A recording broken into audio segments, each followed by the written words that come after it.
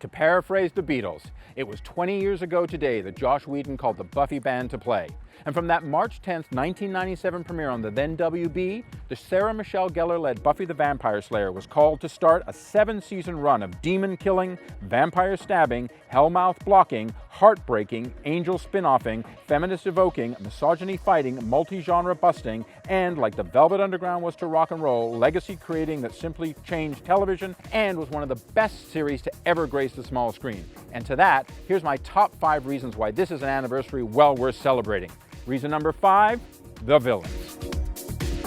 Long before vampires were a big screen or small screen thing, or even cool, Buffy Spike, played by James Marsters, as well as the David Boreanaz played Angel, made them just that, literally and metaphorically. Then, among the many adversaries Buffy faced both as a high school student and college student, there was the anti-Buffy herself, in Eliza Dushku portrayed Faith, a fellow Slayer and strong female lead unto herself, who, while not technically a villain, often went to bad places. Number 4, the music. I just wanna be alive.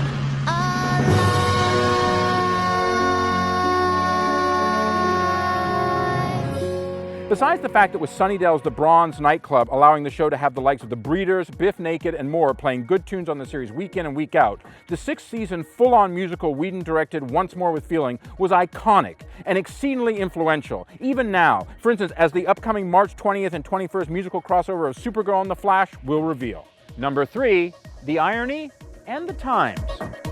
Part of the delight of Buffy, and why it holds up so well, is that it so deftly takes the seemingly all-American blonde high school girl in a near-perfect American town, among other cliches, and turns everything on its head. In Sunnydale's case, a portal to hell, to tell much greater truths. Well, I'm not dead or unconscious, so I say bravo for me. Then just scan some of the stuff Buffy dealt with in terms of sex, gender that gave new prominence to the then not so much discussed LGBTQ issues with the Willow character coming out, plus bullying, assault, first love, and real-world feminism. It was a very adult, young adult, even before that term was widely used. I'm a blood-sucking fiend. Look at my outfit. And to that, reason number 2 has to be the guy behind the camera. Whatever Buffy creator Joss Whedon does, and he's got a pretty impressive post-Buffy resume with those Avengers picks you might have heard of, among others, even when he stumbled, the sheer dexterity that the big screen Buffy scribe and Toy Story co-writer brought to the small screen Buffy in his 5 seasons as showrunner and his involvement in the final 2 seasons was a truly unique and so successful voice and POV.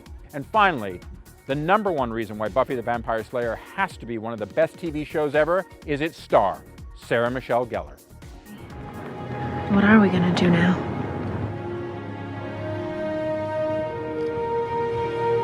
Strength, vulnerability, stealth, fearlessness of craft, stripping down and building up multitudes of layers and seriously slaying it literally and figuratively. From 1997 to the show's conclusion in 2003, Gellar inhabited her ever-changing and sometimes dead character in often gender-defining glory. That shift to college life in season 4 hit the pedal at a point when most performances would have just run out of gas. But look, don't just listen to me about why Buffy's one of the greatest shows around. Listen to Empire co-creator and Rebel in the Rye director Danny Strong, who also appeared on Buffy for most of its run as the, well, sometimes bullied and often magically evil Jonathan. Sometimes evil. So Danny, why do you think that Buffy was one of the greatest shows ever? And not just because you were on it. Well, I would say that Buffy is one of the greatest shows ever because of it was such a sophisticated piece of storytelling.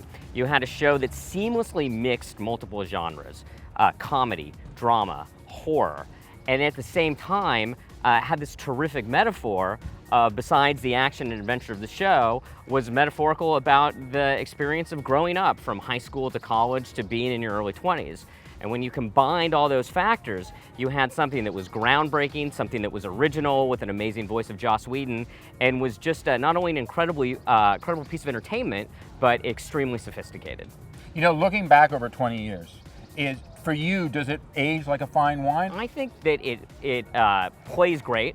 And I do think at times there's some 90s elements to it, but on the whole... Yeah, but besides the clothes. Besides the clothes. Yeah, I mean, and how can you help that? But the storytelling is so universal, the acting is so terrific. I'm gonna give you all a nice, fun, normal evening if I have to kill every single person on the face of the earth to do it. Now, with all that, there's no reason, though, to just wax nostalgic, and every avenue are out there to get your inner Slayer on, with either Team Angel and Team Spike and the rest of the Scooby Gang in Sunnydale, because every episode of Buffy the Vampire Slayer is on Hulu and Netflix, at least on the latter until April 1st. And so even in this era of peak TV, take some time this weekend to Slayer and chill.